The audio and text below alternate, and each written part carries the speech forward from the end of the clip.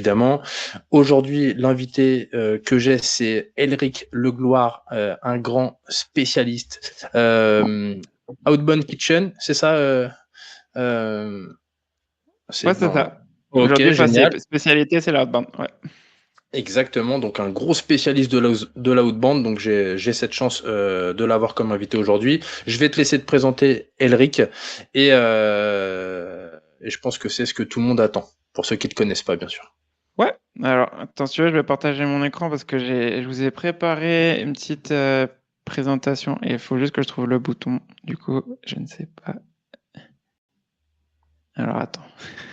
Le bouton, il est J'ai trouvé, il est en en haut à gauche. Alors, en haut à gauche. Ouais, screen, ouais, c'est ça. Que tu vois. Là, tu vois Canva ou pas? Ouais, je vois Canva. Ok. Attends, je vais mettre ça sur mon autre écran. Ok, c'est parfait.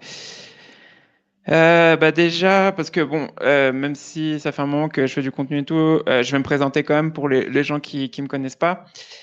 Du coup, aujourd'hui, moi, je suis à mon compte. J'ai lancé, comment dire, une boîte qui s'appelle Outbound Kitchen. Mais avant ça, en fait, j'ai fait 6 ans dans la tech. Donc, j'étais je gérais des équipes SDR. J'ai fait 3 ans de prospection, que ce soit de la prospection grand compte et des comptes un peu plus petits. Donc, j'ai bossé pour des boîtes comme Chili Piper, CasterDog, Talkpush, Globalization Partners, qui sont des boîtes, on a vendu à des personnes un peu différentes, soit du directeur marketing, directeur commercial, directeur data, directeur recrutement et RH. Donc, j'ai pas fait uniquement comme la plupart des gens qui partagent des posts sur LinkedIn qui vendent des directeurs commerciaux, j'ai fait vraiment des persona techniques, mais aussi business. Et directement, pourquoi aussi je suis là en fait, j'ai entraîné directement plus de 200 commerciaux via ces expériences-là, que ce soit du coaching, que ce soit de la formation ou de l'entraînement. Et à côté aussi, j'ai un podcast que peut-être il y en a qui connaissent, mais aujourd'hui, en fait, j'ai à peu près 7000 personnes qui écoutent le podcast tous les mois. Et mon objectif principal, en fait, avec ce podcast maintenant, c'est j'étudie vraiment le top 1 des équipes outbound.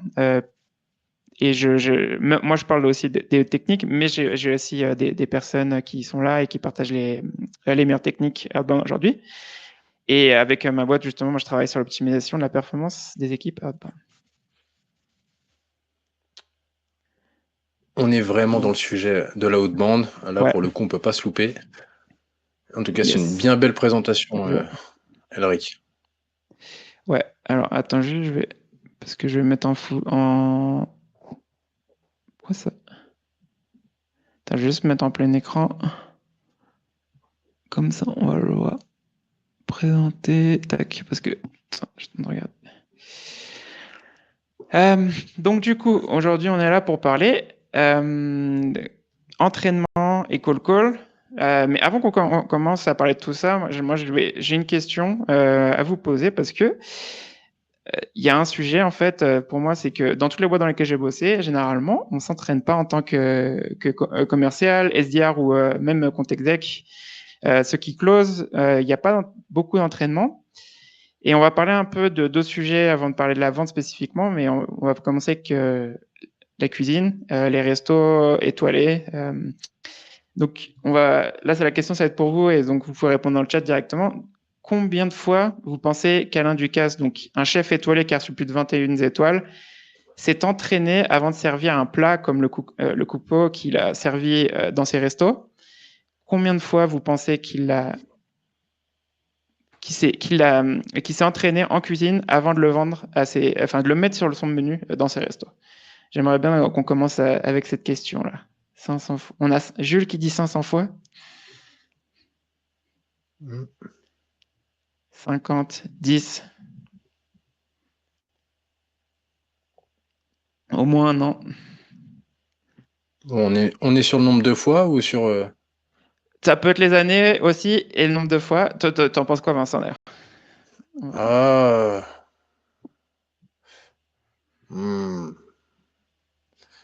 Est-ce qu'il jouait une étoile sur ce truc-là? Ça fait partie des machins? Ou c'est un truc qu'il va mettre à sa carte qui va rester pour de bon? Ou Ouais, c'est ça. C'est un plat qu'il a préparé un certain nombre de fois avant de le mettre sur son menu.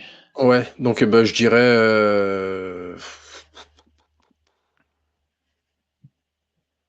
ouais.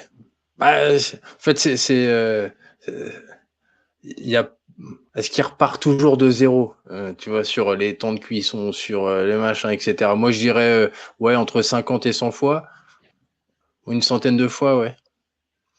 C'était plus d'une centaine de fois et ça a été fait sur au moins 2-3 ans avant qu'il présente son plat sur ses menus. Donc, pourquoi on parle de ça? C'est tout simplement parce qu'un chef, en fait, avant qu'il mette un plat sur son menu, il va jamais, en fait, il va pas te mettre un plat sur son menu sans l'avoir développé, en fait, sa recette. Il va peaufiner sa recette, il va s'entraîner en fait en cuisine, il va faire tester, j'imagine, enfin, c'est les personnes qui l'aident en cuisine avant de le mettre sur son menu. Donc, on commence sur ce sujet-là parce que justement, si on parle de la vente, ça va être le sujet de l'entraînement, mais il n'y a pas que dans le monde de la cuisine, hein, il n'y a pas que les chefs aussi. Si on prend l'exemple du foot, par exemple, les équipes qui s'entraînent, qui sont la Ligue des Champions, par jour, ils s'entraînent entre 4 et 5 heures, à peu près. Si on prend les jeux vidéo, moi qui suis un grand fan de jeux vidéo, les meilleures équipes du monde, elles s'entraînent 12 heures par jour. Alors là, on parlait de chefs étoilés, là, ça peut être des centaines de fois ou même voire des années juste avant de mettre un plat sur leur menu. Et la question, c'est pour vous, c'est combien de temps vous pensez qu'un sales ou un commercial s'entraîne par jour aujourd'hui? Et toi, Vincent, qu'est-ce que tu penses qu'un sales, combien de temps ça s'entraîne par jour? Dans une réalité Ouais. actuelle et du quotidien, Eric, il on dit est sur. 0. Ouais. Bah, moi, 3 j'aime heures. bien ce que dit Eric, zéro. On est proche du zéro si on parle d'entraînement, ça veut dire Ouais. sans jouer les résultats, c'est-à-dire Ouais. l'entraînement pur, on est sur zéro. En fait, aujourd'hui, je pense que les SL sont pris dans un quotidien incroyable. Très bien quand l'entreprise, tu sais, décide de laisser des moments dans leur journée ou dans leur semaine, des moments pour aller se former, des moments pour aller chercher des nouvelles compétences. C'est très très rare. J'ai quasiment jamais croisé ça, mais en tout cas, c'est quelque chose Ouais. qui est bien quand tu le croises. Tu sais, ce temps de perso dans du temps pro, mais du perso pour améliorer ses compétences. Mais c'est encore très rare aujourd'hui. Et moi, je dirais zéro. Enfin, concrètement, Ouais. ils s'entraînent pas. Voilà, ils se posent des questions, beaucoup trop d'ailleurs, Ouais, c'est ça. mais c'est pas de l'entraînement. Ouais, la réponse aujourd'hui, c'est la plupart du temps, c'est 0. Parce que pour moi, en fait, là, on parle vraiment d'entraînement. On parle pas. Parce que pour moi, si tu fais une session de call calling et que tu t'entraînes sur tes prospects, j'appelle pas ça de l'entraînement. C'est le call, ça fait partie du job. Mais là, si on compare comment dire, à du foot, bah, les footballeurs, enfin, ils s'entraînent toute la semaine pour être prêts pour le match du week-end et c'est ce qu'ils font. Nous, dans la vente, alors on va pas s'entraîner non plus 4-5 heures par jour parce que malheureusement, si on pourrait, on le ferait, mais malheureusement, on n'a pas autant de temps dans une journée pour faire ça, mais parce qu'on est mesuré sur les résultats. Mais si on regarde vraiment le temps qu'on s'entraîne, c'est-à-dire on fait des roleplays avec notre manager ou on réécoute des calls, la plupart du temps, c'est 0. Donc, et ça, malheureusement, c'est comme ça. Mais aujourd'hui, on va être là pour parler de pourquoi on va changer ça. Et on va faire un peu. Donc, c'est ça, en fait. L'idée, c'est que les pros, ils s'entraînent avant et pas en direct, en fait. Pas sur leur. Un footballeur, il va pas s'entraîner, en fait, pendant son match.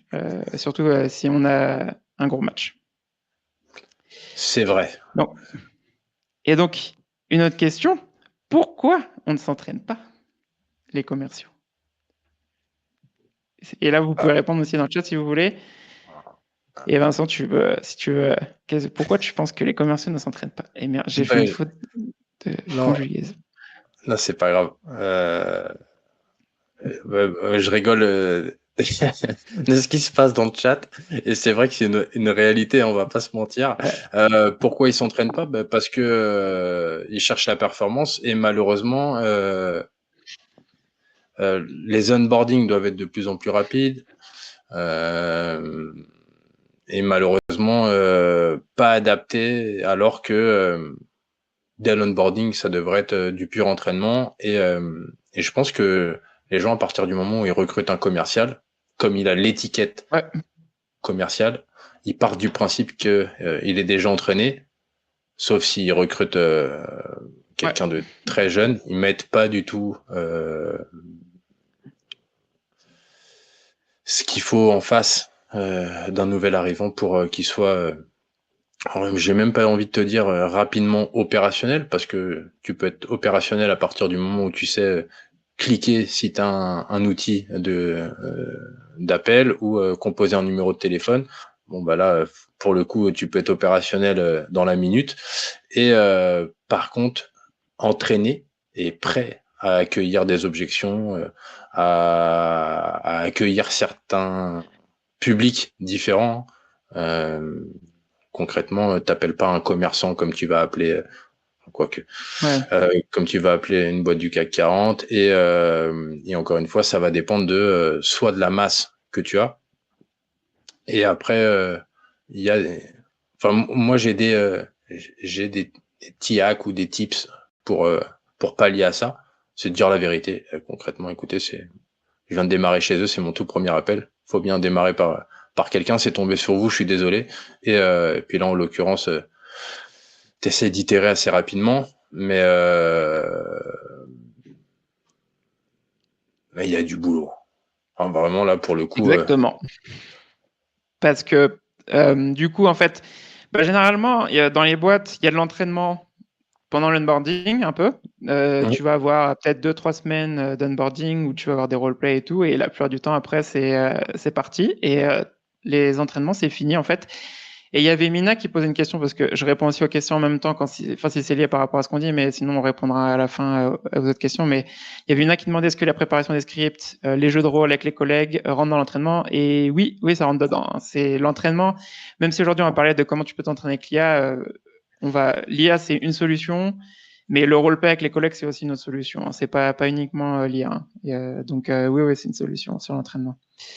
Donc pour moi, Vincent, ce que tu disais, c'est ça en fait. C'est la plupart du temps, on est lancé dans le dur. En fait, il y a plus forcément d'entraînement. Donc en gros, pour moi, j'ai 2 axes principalement de ce que j'ai vu dans les boîtes dans lesquelles j'ai bossé et dans les boîtes que je vois principalement avec qui je travaille. C'est la culture des entreprises. En fait, il y a pas une culture de coaching ou d'entraînement fait en continu. L'onboarding, il y en a. La plupart du temps, il y en a. Après, mais il y a quand même des boîtes où il n'y en a pas. Mais la plupart du temps, c'est qu'il n'y a pas une culture aussi là-dedans. Et la deuxième chose, c'est qu'on parlait tout à l'heure, c'est la pression des résultats. En fait, on doit produire, qu'on soit SDR, qu'on soit AE, il y a une pression sur les résultats. Donc, on nous met tout de suite en fait dans le bain. Et donc, pour moi, c'est ça en fait principalement les raisons. Et mince, attends, alors je reviens juste. Vas-y, pardon. Ouais, non, en fait, je rajouterais juste une chose, c'est quand tu es sales, il faut partir du principe que toute tâche pas effectuée n'est pas rattrapable. Et donc, du coup, je pense que c'est une mauvaise pression, parce que on devrait partir du principe de reculer pour mieux sauter. Et en tout cas, c'est plutôt ce que je vais conseiller sur cette partie-là, que ce soit du call ou peu importe, hein, sur la partie commerciale. Ouais. Ok, donc on a pas mal de commentaires. Aujourd'hui, en fait, moi, je vais vous dire aussi, on va pas être en mode en train de vous dire oui, faut s'entraîner 4 heures par jour, parce que c'est pas le but non plus, parce que on est d'accord sur ça. Mais moi, je vais vous montrer un peu pourquoi aussi, s'entraîner, que ce soit 15 minutes ou 30 minutes par jour, ça peut vous aider en fait sur vous en développement, mais aussi dans vos performances. Mais on va faire un peu de maths. J'espère que vous êtes prêts pour un peu de maths. Mais on va parler de 2 sujets. Le premier, ça va être dans un call. On va parler d'intro, et après, en fait, la gestion des objections. Donc, et Vincent, tu vas aussi m'aider à répondre à cette question, et dans le chat, vous pouvez répondre aussi. Combien d'appels et de jours il faut pour s'entraîner 50 fois son intro dans un call en direct avec un prospect, avec un taux de décrochage de 20%? Parce que Vincent, tu m'avais dit que toi, tu avais un taux de décrochage de 20% sur tes prospects, donc on va partir sur ça comme base. Ouais, Ouais, après, alors on a 250. Ouais. Ça dépend de plein de choses, mais oui, en moyenne, on est sur 20%. Ça peut vite monter, ça peut être pire, mais c'est vrai que ça dépend de pas mal de choses, pas mal de typologies de cibles. Effectivement, 20%, ouais, 20, 30, des fois 50. Un appel sur deux, des fois c'est un appel sur trois, pareil, un appel sur quatre. Donc on descend vite, assez Ouais. vite. Et en fait, tu sais, c'est même pas savoir quoi dire euh, enfin, c'est savoir quoi dire, mais c'est d'avoir en fait les réflexes. Je pense que c'est pareil que euh, j'aurais bien aimé voir un parallèle sur la conduite, par exemple. Tu sais, c'est pas parce que Ouais. tu viens d'avoir ton permis que tu as tous les réflexes ou en tout cas les réflexes de quelqu'un qui a son permis depuis 10 ans, par exemple, ou au moins un an ou deux. Mais il y a énormément et il y a aussi une part. Là, tu vas peut-être être d'accord avec moi. Tu sais, il y a une part de pas de sensibilité, mais tu sais, c'est comment tu ressens la personne dès qu'elle décroche. Il y a énormément de choses qui peuvent te laisser penser que, euh, comme quand tu finalises ton cycle de vente ou le call to action pour basculer sur la signature ou en tout cas sur une prise de décision immédiate, ça tu le ressens quand tu as la personne en face. Et je pense que aussi pour le call, c'est à force d'entraînement que tu vas savoir quand est-ce que enfin, est-ce que c'est le bon moment ou pas de poser ton call to action. Ouais. Bah, comme tu disais, enfin, là, si on parle de pourcentage, si on prend 20%, attends, on va répondre à la question aussi parce qu'il y avait les gens dans le chat, il y a plein de monde qui ont bien répondu, ça c'est 250 appels. Et on parle vraiment de call, hein. On parle pas de call de découverte, ou on parle vraiment de la prospection dure. Là, c'est un prospect que tu appelles avec l'objectif de prendre un rendez-vous. Donc, si on prend, et là on parle pas du nombre de jours, mais vraiment le nombre d'appels qu'on peut faire, c'est 250 appels. Et je vais vous montrer un peu ce que ça donne. En fait, du coup, si tu fais ça, enfin, on va prendre deux exemples, hein, parce que moi, quand je te disais, Vincent, je bosse beaucoup avec des boîtes qui sont aux États-Unis, donc malheureusement, le taux de décrochage, il n'est pas de 20%, il est de 5%. Donc, si on fait sur 5%, ça monte beaucoup plus en nombre d'appels. Mais par exemple, en France, si tu as 20% de taux de décrochage, tu fais 250 appels et tu vas avoir 50 prospects. Aux États-Unis, pour avoir la même chose, il faut faire 1000 appels. Donc, c'est 4 fois plus parce qu'on a un taux de décrochage de 5% en moyenne. Et qu'est-ce que ça veut dire? Donc, du coup, ça veut dire que si tu veux t'entraîner sur ton intro, et quand je dis l'intro dans un call call, c'est bonjour monsieur prospect, je suis Elric de la société Outbound Kitchen. Je parle vraiment du début parce que là, on parle vraiment que du début. Je parle pas de la gestion des objections. Parce que si on rentre dans la gestion des objections, là, il va falloir encore plus d'appels parce que si on veut s'entraîner sur une objection bien spécifique, eh ben, on va pas l'avoir à tous les appels, malheureusement. Donc, si on regarde l'exemple si tu veux faire 250 appels en un jour en France, eh ben, tu peux t'entraîner ces 50 fois et tu peux le faire en un jour. Si tu fais vraiment que ça dans ta journée, bon, malheureusement, c'est que la réalité, c'est pas ça. Mais si on en fait 50 par jour, eh ben, il nous faudrait 5 jours en fait pour faire ces 50 appels. Aux États-Unis, si on compare la différence, eh ben, si on ferait 50 appels par jour, pour faire ces mises appels, il nous faudrait une vingtaine de jours. Donc, on est à 4 fois plus. Maintenant, si on s'entraîne, et là, on va vraiment parler en 30 minutes, en fait, parce que 50 fois son intro, on peut la faire en 30 minutes. Et quand je dis, et là, je parle pas de faire tout l'appel, parce que oui, on peut faire des roleplays où on fait tout l'appel et ça te prendra beaucoup plus de temps. Mais là, on parle vraiment que de l'intro pour être prêt, en fait, à chaque fois que quelqu'un te décroche. Ça prend 30 minutes, en fait, parce que l'intro, elle dure pas 1 minute ou 2 minutes, ça dure 15 secondes, 20 secondes, suivant vos intros. Mais c'est vraiment l'idée, c'est d'être prêt pour chaque appel. Donc, voilà, 30 minutes, et on compare, en fait, c'est ça la différence. Donc maintenant, on va rentrer un peu plus dans le sujet des objections. Combien d'appels et de jours il vous faut pour s'entraîner 50 fois une objection? Envoyez-moi plus d'infos, par exemple, en direct avec un prospect. Pourquoi le taux de décrochage est nettement inférieur aux États? Alors, Dorian, pour répondre à ta question, aux États-Unis, en fait, il y a beaucoup plus de gens qui appellent et en fait, les prospects, ils décrochent beaucoup moins. Donc, c'est pour avoir beaucoup prospecté aux États-Unis, c'est ce que j'avais vu. Les gens, ils décrochent beaucoup moins leur téléphone qu'en France et parce qu'en fait, il y a beaucoup plus de commerciaux aux US et les gens, ils se font beaucoup plus prospecter, donc ils répondent beaucoup moins à la prospection. Que ce soit via, enfin, et là, on parle de cold call, mais les autres canaux d'acquisition aussi.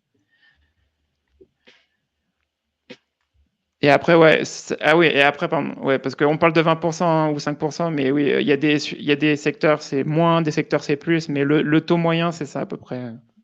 Ouais.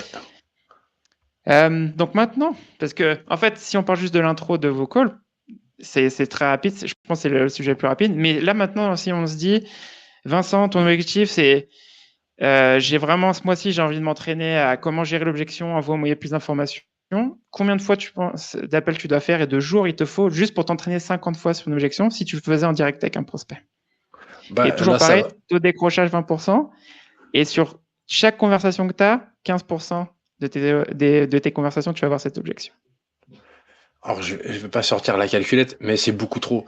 Déjà, pour Ouais. la réponse, commercial un jour, commercial toujours. Et donc, du coup, pour moi, Elric, c'est beaucoup trop. En fait, beaucoup Ouais. trop. Parce que elle arrive des fois même pas au même moment dans le call. Envoyez-moi plus d'informations. Et même des fois, cette objection-là, tu sais, elle arrive même lorsque t'arrives pas à te mettre d'accord sur une date avec la personne. Donc, soit il a un agenda ou elle a un agenda un peu chargé. Et finalement, pas envie de prendre plus de temps pour trouver une date avec toi. Et envoie-moi plus d'informations par email. Et là, en l'occurrence, tu as perdu énormément de temps, potentiellement, parce que là, si on rentre dans des calculs, Eric, tu sais très bien que tout le temps que je passe avec quelqu'un où c'est mort, je le passe pas avec quelqu'un où potentiellement c'est bon. Donc finalement, Ouais. des fois, faut pas hésiter à écourter et pas se poser de questions et enchaîner. Mais j'ai pas la réponse Ouais, non, mais par faute t'inquiète, mais de. c'est beaucoup. Enfin, si tu fais le chiffre, c'est beaucoup trop. Il en faut 1667 appels spécifiquement. Et là, on parle vraiment en France. Et si on prenait aux US, ce serait 4 fois plus pareil. Donc, et là, pareil, si on fait juste 50 appels par jour, il te faudrait 33 jours spécifiquement en fait pour faire 50 appels, pour s'entraîner ces 50 fois. Et si on fait de l'entraînement en 30 minutes, tu peux le faire 50 fois aussi. Si tu t'entraînes que sur cette objection, parce que là, je parle pas de faire tout le call. Donc voilà, beaucoup trop. La réponse est ça, c'est beaucoup trop. Et beaucoup trop long. Donc maintenant, on va dire pourquoi il faut s'entraîner et on va avancer pour aller avancer plus vite vers le sujet et que je vous donne le prompt et qu'on vous montre aussi en live comment l'utiliser. En gros, l'entraînement, en fait, ça vous permet, en fait, bon, bien sûr, d'affûter vos skills, pas uniquement sur vos prospects, c'est ça le but, c'est de créer des réflexes aussi parce que si vous êtes déjà prêt, en fait, sur l'objection, par exemple, envoyez-moi plus d'infos et que vous êtes déjà entraîné avant 50 fois, 100 fois, suivant combien de fois vous l'avez fait, bah, vous êtes déjà prêt, en fait. C'est pas en mode, ah, le prospect m'a dit, envoyez-moi plus d'infos, putain, j'étais pas prêt à répondre à cette objection. Ah mince. Bon, là, en fait, c'est ça l'idée, en fait, de s'entraîner, c'est t'es prêt à chaque situation. Bien sûr, un call, on est avec des personnes, ce sera pas tout le temps la réalité, mais un call, il y a généralement le même nombre, il y a les objections communes et l'entraînement, ça sert à ça. Et l'idée, en fait, c'est d'être comme des sportifs ou des chefs ou des musiciens ou enfin vraiment l'activité que vous pensez. En fait, c'est les appels, c'est si tu as un prospect au téléphone, c'est comme si tu étais un footballeur en fait et tu étais pendant ton match, en fait, tu es déjà entraîné en fait et tu sais déjà quoi dire dans quelle situation. Oui, parfois en fait, votre prospect il va vous dire des trucs sur lesquels vous n'êtes pas prêt, mais en fait, vous entraînez, ça vous permet en fait d'être prêt. Et l'idée aussi, moi, c'est faut arrêter et on va parler de ça en fait un peu de pourquoi aussi il faut pas uniquement s'entraîner sur vos prospects et pourquoi il faut vous entraîner, pourquoi il faut faire des roleplays, que ce soit de l'entraînement solo, que ce soit l'entraînement de l'IA, c'est parce qu'en fait, si on compare, moi perso pour avoir fait du sport, pas forcément au niveau pro, mais je faisais des tournois et tout. Faire des matchs, je faisais du hand pour être spécifique, et on faisait 2 entraînements par semaine et un match le week-end. Les matchs le week-end, généralement, quand tu as 200-300 personnes qui entendent te regarder, tu es un peu sous la pression, tu es sous le stress, et c'est pour ça qu'on est d'entraînement, si c'est pour être prêt pour ces matchs-là. Donc, si on prend l'exemple du call, c'est quand on est en direct avec un prospect, en fait, on a la pression parce qu'on est avec une vraie personne. Et en fait, généralement, on apprend moins en fait sur ça.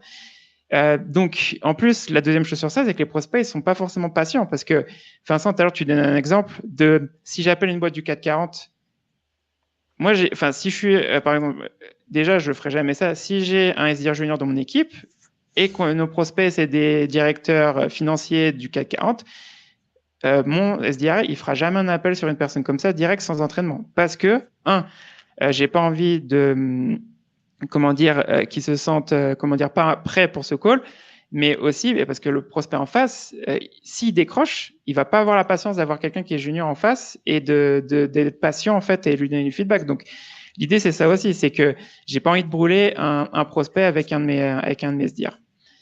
Ouais, et la deuxième chose aussi clairement. de pourquoi, pardon, vas-y. Oui, clairement, on est entièrement raccord sur ce type de cible parce qu'il y a forcément moins de contacts et puis forcément vaut mieux éviter de les saccager sur ce de l'entraînement, enfin avec quelqu'un qui est pas prêt, ça reviendrait à se tirer une balle dans le pied. C'est un peu ça. Il y a même des études qui le prouvent, c'est s'entraîner dans un environnement sans pression, c'est la base pour progresser, des études Erickson, Gladwell et Kaufman. Donc l'idée c'est, parce que quand tu es sous le stress aussi, tu apprends moins. Donc c'est ça. Et l'entraînement, que ce soit en roleplay, solo ou avec de l'IA, il n'y a pas de pression, il n'y a pas de stress. En fait, c'est beaucoup plus simple de ce côté-là. L'autre point sur ça, c'est que l'idée c'est aussi vous pensez que vos prospects ne sont pas des cobayes. Il y a aussi même des études qui ont prouvé ça, c'est que si ils ont une première expérience avec votre entreprise, ça peut flinguer la réputation de ta boîte. Donc c'est ça aussi l'idée, c'est pas juste uniquement là-dedans. Donc on a déjà commencé un peu à en parler, mais aujourd'hui je veux voir, il y en a qui ont déjà donné les réponses dans le chat, mais quelles sont pour vous les façons qu'un commercial peut s'entraîner? Et on va voir ce que disent les gens. J'ai hâte d'avoir les retours des gens là. Entre collègues, ouais, ça c'en est une solution. Ouais. Coaching d'équipe, en ciblé.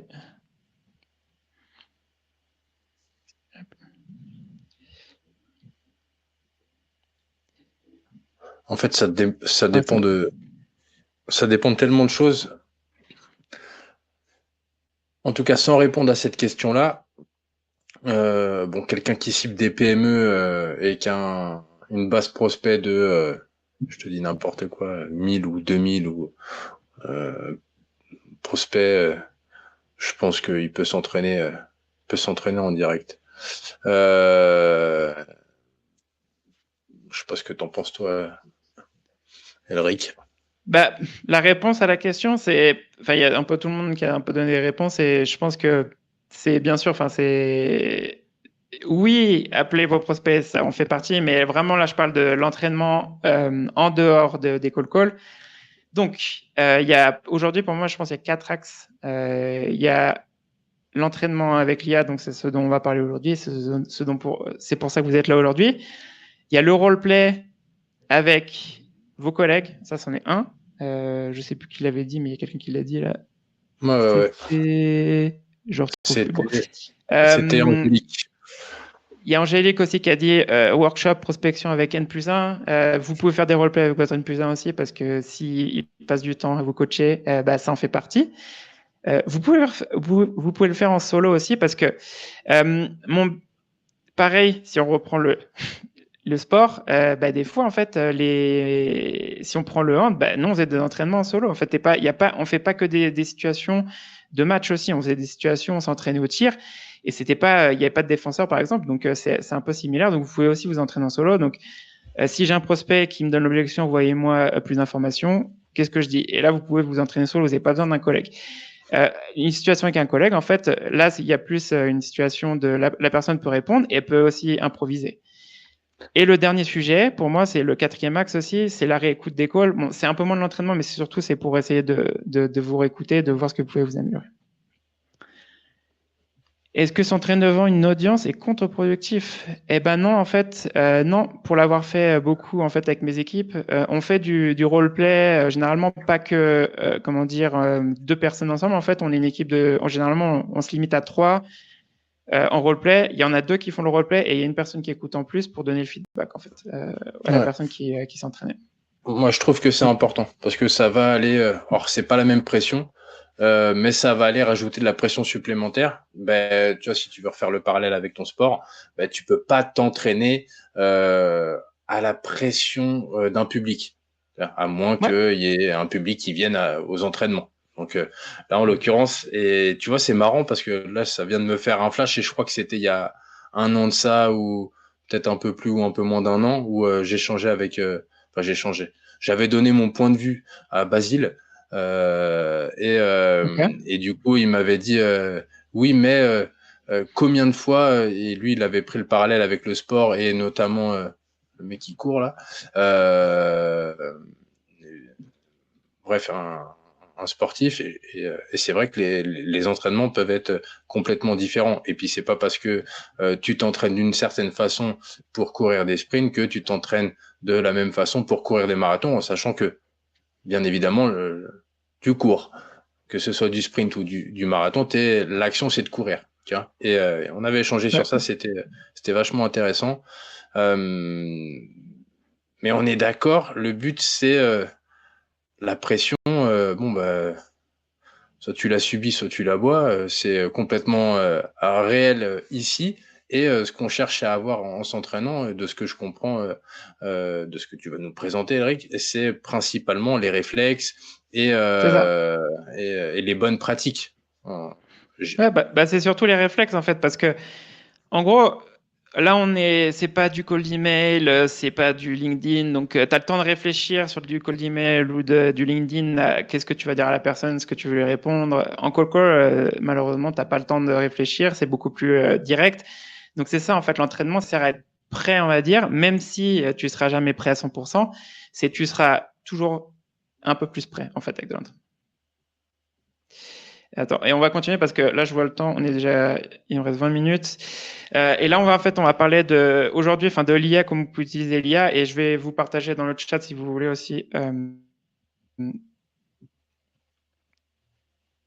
Attends, c'est parce que vous êtes là aussi pour ça. Donc, le lien, je vous ai fait un petit Notion où vous pouvez utiliser le lien, et je vais vous montrer en direct comment vous pouvez l'utiliser. Donc là, dans le chat, je vous ai mis le Notion. Il y a tout le prompt. Et en fait, en gros, donc, bon, l'avantage, c'est pas, enfin, pour dire ce qui est mieux ou pas, enfin, pour moi, il n'y a pas une méthode qui est mieux que les autres, mais pourquoi l'IA, c'est intéressant par rapport à d'autres façons de le faire, c'est que l'IA aujourd'hui, et on est encore au début de l'IA parce que c'est pas encore, on va dire, super à 100%, mais l'IA, comparé à d'autres solutions, c'est que vous pouvez l'entraîner et en fait, vous pouvez l'améliorer en continu, en fait, à vous entraîner à des scénarios réalistes. Là, on est vraiment sur une solution avec ChatGPT, donc peut-être que vous allez peut-être pas pouvoir le connecter à vos calls, mais il y a des solutions qui existent aujourd'hui déjà sur le marché qui permettent en fait si vous avez Mojo, par exemple, de se connecter à Mojo et de prendre tous les calls et en fait d'entraîner votre IA sur des calls réalistes en fait, et ensuite votre IA est déjà prêt à votre réalité. ChatGPT, en fait, tu peux pas faire ça encore. Peut-être qu'un jour on pourra le faire, mais on va être sur une V1, on va dire entre guillemets, du roleplay aujourd'hui. La différence en fait à faire, si on parle face à vos collègues ou à votre manager, en fait, c'est que tu peux l'utiliser quand tu veux. En fait, t'es pas obligé d'attendre que ton manager soit dispo ou que tes collègues soient dispo. Pas fatigué, il n'y a pas de perte de patience, tu crames aucun prospect et tu peux l'améliorer en continu. Parce qu'en fait, c'est ça le but aussi, c'est que tu peux aussi l'améliorer en fait en fonction de ta situation. Parce que moi, là, je l'ai entraîné pour être un peu objectif sur moi, ce que je fais spécifiquement, mais en fait aussi, j'imagine que vous avez des méthodologies différentes à la mienne, et ben en fait, tu peux l'entraîner aussi à ta méthodologie de vente. Toi, Vincent, tu m'avais partagé ton script de call. Moi, j'ai un script, une scorecard qui est différente de la tienne.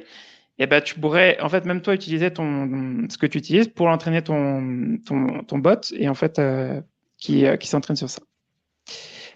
Je vais arrêter de partager mon écran, je vais vous montrer. Attends, je suis en train de réfléchir comment je peux faire pour. Parce qu'en fait, en soi, on va pas voir grand chose sur l'écran à part entendre, mais. Attends, j'arrête de partager mon écran. Et je vais vous montrer en fait comment j'utilise aujourd'hui avec un de mes clients qui vend une solution de Customer Success. Attends, je repartage mon écran sur ChatGPT.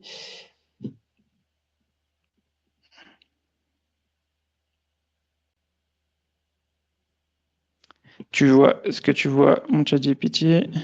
Ouais. Ok.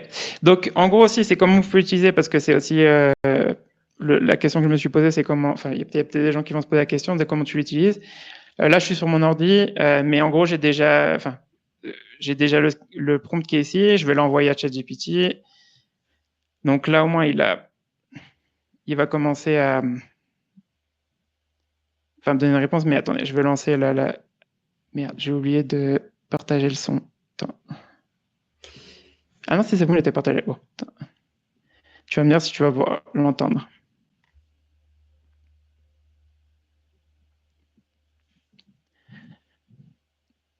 Tu m'entends? Attends, je parle au chat là pour voir s'il m'entend déjà. Ah, super, ça n'a pas l'air de marcher en même temps.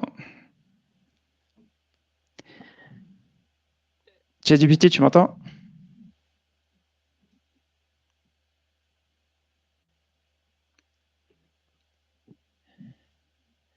Vincent, tu l'as entendu ou pas? Attends, merde. Ah, si je parle en même temps, ça. Non, ça Non, ouais, bien. Ok. Ok, bon. Bon, c'est dommage, je ne vais pas pouvoir montrer ça en direct. Bon. Et tu sais quoi, ce qu'on va faire, Vincent, parce qu'on va pas essayer de régler le souci du son. Ouais. Sinon, Clairement, on va prendre un peu de temps. Mais ce qu'on va faire, c'est que je ferai une vidéo et dans le record, quand on enverra le recording, je sais aux gens qui sont inscrits, je montrerai en fait là-dedans. Comme ça, on va pas perdre notre temps à essayer de régler le problème du son. Ouais. Et comme, Je pense que ce sera plus comme il rapide. reste un quart d'heure, on peut répondre à des questions, on peut faire pas mal de Ouais, choses. En tout cas, le prompt, tu l'as envoyé dans le Notion, donc allez dans le ouais. chat du stream pour le récupérer. Je vais essayer de le retrouver pour le mettre dans le. Hop, je le copie, J'ai le lien, mais je pourrais te le. je le copie-colle dans LinkedIn si tu veux, sur, Ouais, euh, ouais. sur les commentaires LinkedIn. Donc, en même temps que tu le partages, je vais juste terminer sur ça et après on va faire les questions. En gros, s'entraîner aussi, je vais vous montrer l'impact que ça, parce que c'est pas juste une question de ah oui, c'est bien de s'entraîner sur ses prospects, mais vraiment, on va comparer sur une année et pas juste uniquement sur une semaine. Si tu t'entraînes en solo plus sur tes prospects, parce que c'est pas uniquement l'un ou l'autre, une personne qui va s'entraîner plus faire 50 appels par jour, par an, si on parle juste de l'intro de tes calls, elle peut s'entraîner 7645 fois.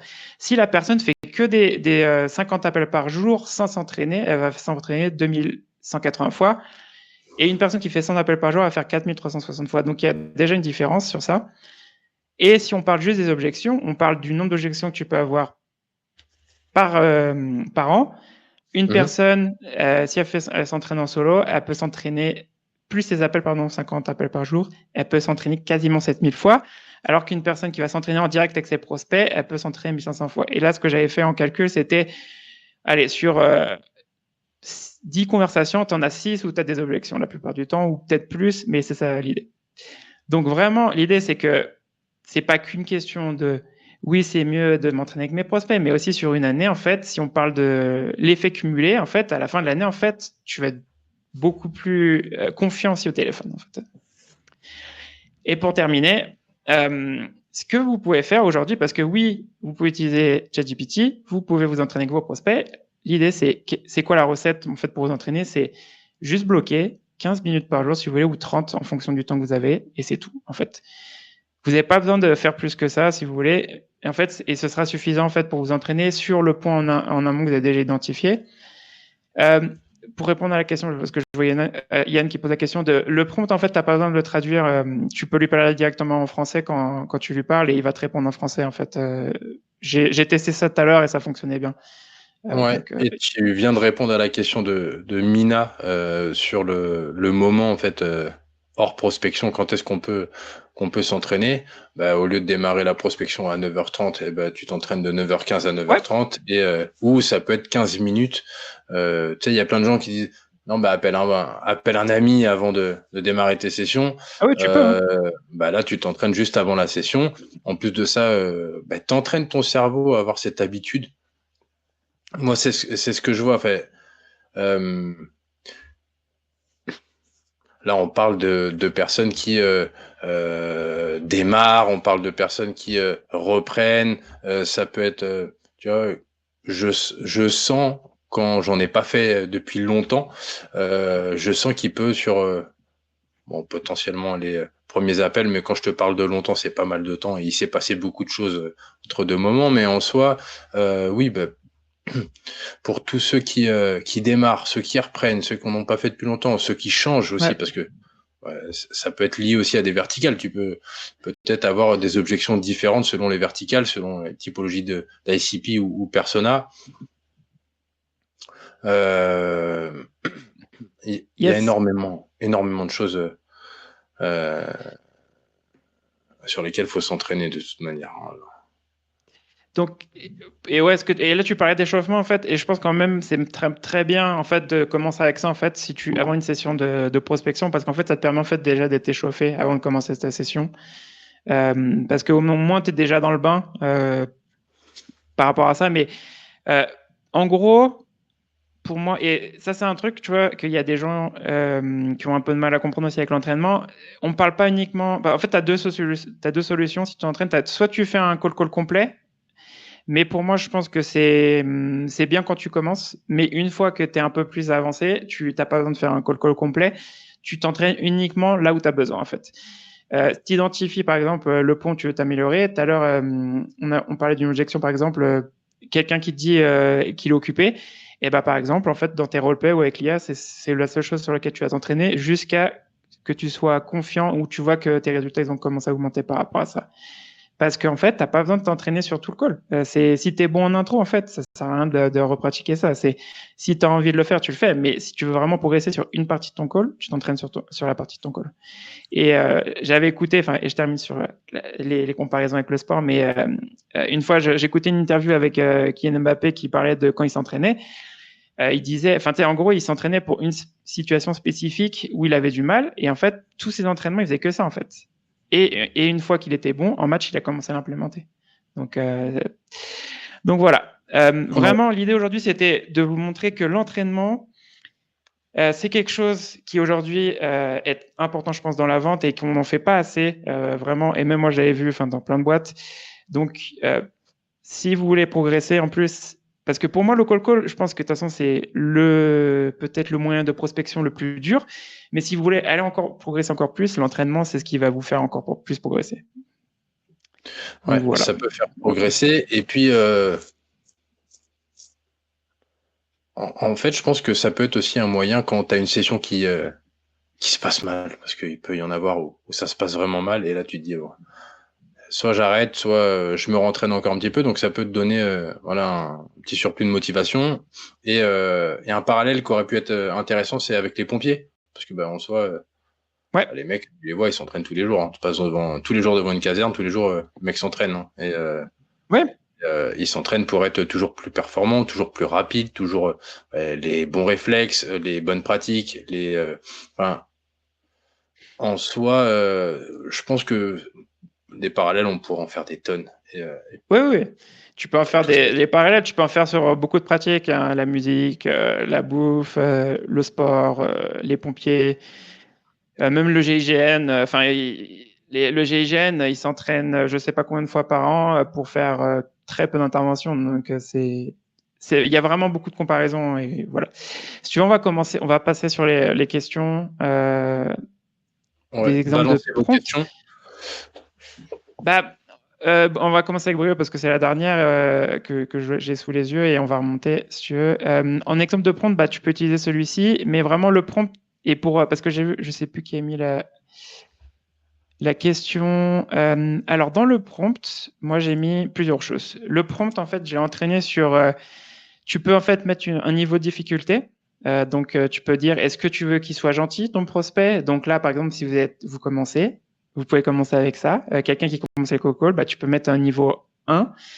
Et j'ai mis jusqu'au niveau 10. Et en fait, l'idée, c'est que c'est un prospect niveau 1, il va être très gentil, il va être plus ouvert, on va dire. Mais bon, je pense que c'est bien pour commencer, mais c'est pas la réalité des prospects. Et après, tu as le niveau 10 où vraiment le prospect, il va être. Je l'ai entraîné pour qu'il te raccroche rapidement, en fait, pour pas que ce soit vraiment un prospect en mode gentil. Il va te poser, il va te dire oui, je suis intéressé ou quoi. En plus, dedans, il te pose des questions sur c'est quoi ton produit. L'avantage qu'il y a, c'est que t'as pas, il peut trouver très facilement l'information en ligne, donc il peut s'adapter facilement à ça. Et la troisième chose, c'est il te donne du feedback à la fin du call. Parce que là, j'ai pas pu vous le montrer, et c'est ça que je voulais vous montrer. C'est que tu t'entraînes, il te demande si tu veux faire le call complet ou par section, comme on discutait. Et en fait, il te donne du feedback sur ce que tu as fait. Et moi, j'ai mis ma scorecard que j'utilise avec mes SDR. Et en fait, ChatGPT me donne du feedback par rapport à ça. En plus, il va faire de la recherche en ligne parce que l'avantage qu'il y a, c'est que ChatGPT est connecté à Internet. S'il voit qu'il y a des choses sur lesquelles tu n'as pas creusé, il va aller chercher des infos en ligne et il va te les donner aussi. Ouais, c'est marrant, mais j'ai eu des managers, j'en ai eu des très bons, j'en ai eu des fous, j'en ai eu des qu'on n'avait rien à faire à force commerciale. Et dans les bons et fous, j'ai eu du mix des deux, quand ils se mettaient sur tes côtes pour les objections, ça pouvait être de bon matin le premier café, il te balance une objection, tu dois y répondre, alors que tu viens de boire ton café et que t'es pas du tout dans un mood je suis en prospection. Ça peut être entre midi et 2, on t'arrive au restaurant, tu t'assois, tu prends ta carte, il te regarde, et toi tu penses qu'il va dire bah, qu'est-ce que tu manges, ou tu vas choisir quoi manger, et le mec il te balance une objection, et finalement bah, tu dois y répondre de manière assez instinctive et assez rapide finalement par rapport à ce que tu as vu pendant la semaine, et ça c'était il y en a, ils me faisaient ça, mais tout au long de l'année, en fait. C'est à des moments, je te dis pas, tu sors des shots, ils te balancent une objection, mais c'était quasiment ça, tu vois. C'est genre, tu lui dis au revoir fin de journée, bon, bah, allez, salut, bonne fin de journée. Ouais, et au fait, envoyez-moi un email. Et là, bah, pour le coup, en fait, on était avec certains managers, avaient pris ça comme un jeu, en fait. Et on était parti du principe de, à n'importe quel moment de la journée, je vais te balancer une objection. C'est, Ouais. je trouvais ça très intéressant pour la partie management. Et si tu rajoutes à ça un chat GPT, là, aujourd'hui, je pense que ça peut être très intéressant pour monter rapidement en compétences. Ah non, mais clairement, et même pour ce que on parlait des réflexes, c'est parce que les prospects, malheureusement, tu contrôles pas ce qu'il va te dire, en fait. Donc, ça peut être des personnes qui vont être réceptives, et même, il y en a qui donnent pas trop d'objections, et ça va dire c'est plus simple, mais au moins, si tu fais ce que tu disais, eh ben, en fait, t'es préparé plus à une situation aléatoire. Et c'est ça, en fait, quand tu appelles tes prospects, généralement, c'est de l'aléatoire. Donc, Exactement.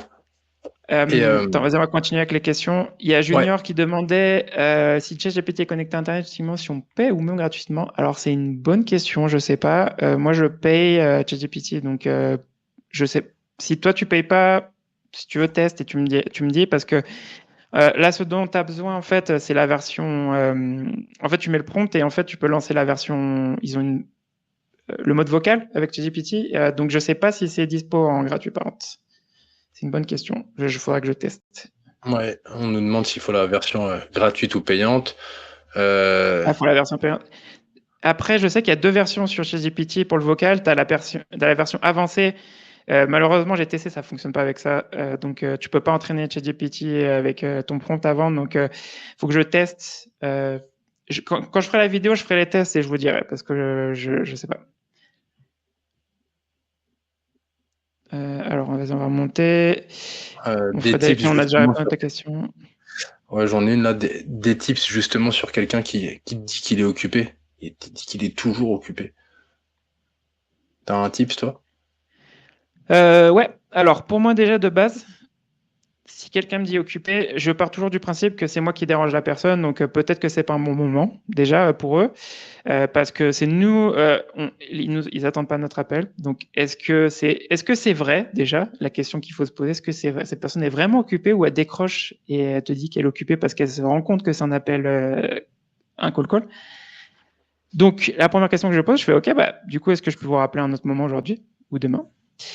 Et l'idée, en fait, c'est de voir si c'est juste en fait, ils sont vraiment occupés ou pas. Et en fait, moi, je la rappelle à un autre moment. Je perds pas mon temps avec quelqu'un qui me dit ça vraiment. Je cherche pas à gérer l'objection en mode ah oui non mais vous voulez, c'est un appel, vous allez voir, c'est un super, c'est un super produit que j'ai à vous parler. Non, c'est moi vraiment, je respecte le temps des gens si je passe à un autre prospect. Je perds pas mon temps avec quelqu'un qui veut pas parler tout de suite. Ouais, c'est une Toi, bonne. tu fais comment? Moi, je suis proactif dans la vie, comme au travail. Et donc, du coup, la proactivité fait que c'est toi le commercial, c'est ton travail. Et donc, du coup, c'est toi qui demande le bon moment. Voilà. Ouais. Donc, oui, je comprends. C'était pas attendu. C'est quoi le bon moment d'ailleurs dans votre agenda, dans l'année, dans la semaine, dans le mois? En fait, en soi, c'est de faire comprendre à la personne que il est dans ton CRM. Donc, toi, tu fais juste ton travail. En fait, t'es pas là pour le faire chier dans son travail. T'es là pour faire ton travail. Donc, finalement, en toute proactivité, c'est OK, ça marche. C'est quoi le meilleur moment pour vous? Et ça peut être dans 3 mois, dans 6 mois, tu vois. Je laisse vraiment le truc. Ça peut être la semaine prochaine comme dans 6 mois. Tu vois, genre, Ouais. moi, je vais plutôt répondre comme ça, mais on est d'accord sur le fait de respecter le temps des gens, comme les gens doivent malheureusement te respecter aussi, hein, parce que euh, logiquement, tu es là pour les aider à faire quelque chose et à y voir plus clair sur certaines problématiques et essayer de leur apporter les meilleures solutions. Équipé, pas équipé, voilà. Tous les concurrents ont des points faibles, tous les concurrents ont des points forts. T'as des points faibles, t'as des points forts, et puis c'est voilà, le cocktail de mettre en avant certaines choses, etc. Donc en fait c'est vraiment assez global, hein. Et puis pareil, hein, tu vois là ce qui est bien avec j'ai bien aimé ce que enfin ce que t'as présenté avec sur l'année pour que les gens se rendent compte que le call c'est pas 2 sessions par an, une session par mois ou non, c'est vraiment quelque chose. Enfin voilà, on va pas parler à un account manager, quoique ça pourrait clairement lui servir, mais en soi voilà, faut partir du principe que le call, on est sur une stratégie long terme, hein. C'est con, mais ça marche pas si t'en fais qu'une fois par an, quoi. Oui, oui, bien sûr. On parle vraiment dans l'idée, c'est plus quelque chose que tu fais tous les jours, 1 heure par jour, enfin, suivant le temps que tu as. Parce que je sais que si on parle d'un SDR, il aura plus de temps, bien sûr, pour faire des appels. Il y avait Mina Oui. qui demandait si on appelle avec un téléphone et pas qu'un logiciel de call, comment on peut utiliser l'IA? L'IA, tu peux l'utiliser, tu n'as pas besoin de ton téléphone ou d'un logiciel. Tu peux le faire soit sur ton téléphone directement ou tu peux, si tu as l'app de ChatGPT sur ton téléphone ou sur ton ordi, en fait. Donc, c'est Ok. pas connecté direct aux outils. Ok, et du coup, c'est pas un appel que tu enregistres, c'est en direct, hein, on est d'accord, hein. Oui, oui, Euh, ah oui, oui, c'est en direct dans ChatGPT. C'est dommage que ça n'a pas fonctionné. Et je sais qu'il y avait Frédéric qui demandait pourquoi on le fait pas en direct. Je voulais vous montrer en fait, sauf que le son il passait pas sur le live. Donc moi je l'entendais, mais vous l'entendez pas. Donc c'est en fait la conversation, c'est directement que ChatGPT en fait qui te répond. Donc et là, c'est pas un appel en live. et En là, il y a live. une belle question de Emma. Est-ce que le script inversé existe? C'est-à-dire que tu te fais passer pour le prospect niveau 8 et exigeant, et tu vois comment ChatGPT répond aux objections. Alors oui, tu peux le faire. Le seul souci, et que c'est ce que j'aime pas en fait avec ChatGPT ou l'IA en général, c'est qu'il faut l'entraîner. Donc en fait, ce qu'il faudra faire en amont, si tu le fais, Emma, faut que tu l'entraînes sur toi, sur ce que tu fais déjà dans ta boîte ou sur ton script ou ta scorecard suivant ce que tu utilises pour l'entraîner. Parce que si tu l'entraînes pas, en fait, ça va te l'IA va utiliser des infos qui sont en ligne et qui sont pour moi pas des bonnes techniques. Donc c'est oui, ça va fonctionner, mais malheureusement, il faut l'entraîner en amont. C'est pour que ce soit entraîné à ta façon de faire les choses en fait. J'ai pas la version payante. On peut s'amuser en tapant les réponses à minima. Ouais, donc à la main, je pense. Euh, ouais, la Ok. plupart du temps. Est-ce que bah, je pense qu'on est bon. On va pas se mentir, hein, la meilleure extension pour ligne directe, hein, il y en a plein. Peut-être pas forcément des meilleurs. J'aurais envie de dire Casper. Mais il y en a plein. Voilà. Il y en a plein, il y en a Bon, plein. ouais. Pour les belles équipes, t'as Cognizum, mais Et je réponds à la dernière question, parce on arrive à la fin déjà du live. Il y a Mina qui disait qu'elle n'a pas bien compris. Est-ce qu'il faut enregistrer un vocal comme si on prospectait ensuite, nous avons le retour, ou alors l'IA enregistre le call et nous donne des améliorations. Je ferai une vidéo comme ça, vous pourrez le voir. Hein, mais vraiment, c'est une simulation en direct comme si tu parlais à quelqu'un, sauf que tu parles avec ChatGPT, en fait. Et l'IA, en fait, elle va enregistrer tes réponses. Et à la fin en fait, de ton appel, ou quand tu lui dis stop simulation, et ben en fait, elle va te demander si tu veux du feedback précis et elle va te commencer à donner du feedback et elle te donne une note sur chaque section du call aussi. Je l'ai entraîné pour ça en fait. ok. Bon, Ah je vais pas mince, rebondir. ouais, bon, ouais. Je vais pas Je- rebondir sur tout ce qui se passe dans le chat. Mais ouais, en fait, beaucoup de questions. Je pense qu'Elric pouvait aller voir ce qui se trame sur Outbound Kitchen. Énormément de valeur. C'est cool. Mais Elric commence sa journée. Et on va pas le mettre dans l'embarras avec le temps qui passe. Est-ce qu'il y avait d'autres choses que tu aurais oublié de nous dire, Elric? Où est-ce qu'on te retrouve? C'est quoi le nom de ton podcast? Euh, ouais, bah, aujourd'hui, bah, c'est podcast, c'est ma newsletter, c'est Outbound Kitchen. Donc, si vous voulez, je vous mets le lien dans le chat et vous pouvez vous abonner si vous voulez. C'est Allez. en anglais, par contre, je fais pas du tout de contenu en français, mais je suis en train de réfléchir peut-être l'année prochaine à commencer à voir, enfin, si c'est possible de tout traduire, enfin, en anglais, enfin, c'est en anglais et ensuite le traduire en français, voir. Mais en tout cas, voilà, c'est ce que je fais aujourd'hui, le podcast et la newsletter. Il y a tout qui est sur Substack. Donc, vous pouvez aller écouter, voir ce qui est fait dessus.